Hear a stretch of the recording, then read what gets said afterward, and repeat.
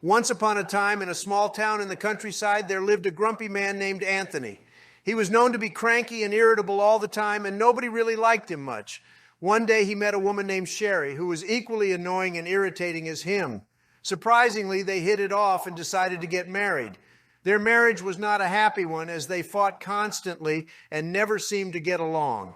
They bickered about everything, from the food they ate to the way they dressed. However, fate had something else planned for them. One day, as they were walking through the town, they noticed a giant duck in the distance. It was a 2,000-feet tall duck, a legendary creature that was said to be invincible. Anthony and Sherry were terrified, but they knew they had to do something to save their town from destruction. Anthony, being the grumpy man he was, refused to back down from a challenge. He decided that he would fight the giant duck and save their town. Sherry, annoying as she was, decided to join him and help him in any way she could. As they approached the giant duck, Anthony and Sherry put aside their differences and worked together to come up with a plan. Anthony, being the strong and stubborn man he was, decided to distract the giant duck by engaging it in a physical fight, while Sherry came up with a plan to weaken it from the inside. Anthony charged toward the giant duck, throwing punches and kicks, but it seemed to have no effect on the creature.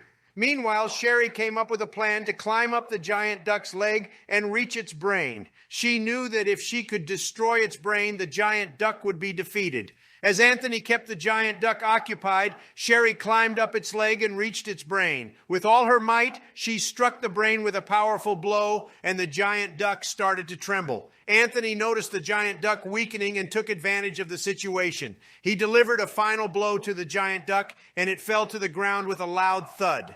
Anthony and Sherry saved their town from destruction, and their efforts brought them closer together. They realized that even though they were annoying and grumpy, they could work together to achieve great things.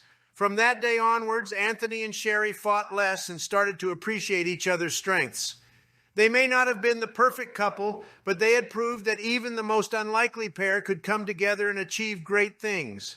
But, of course, this story was fake. It wasn't a 2,000-foot tall duck. It was a swan at the park. They both ran away. And then some 14-year-old kicked it so hard it caved its chest in, killing it. Then they argued on how they was bested by a 14-year-old. This is the story of Sherry the annoying and another the grumpy, the end.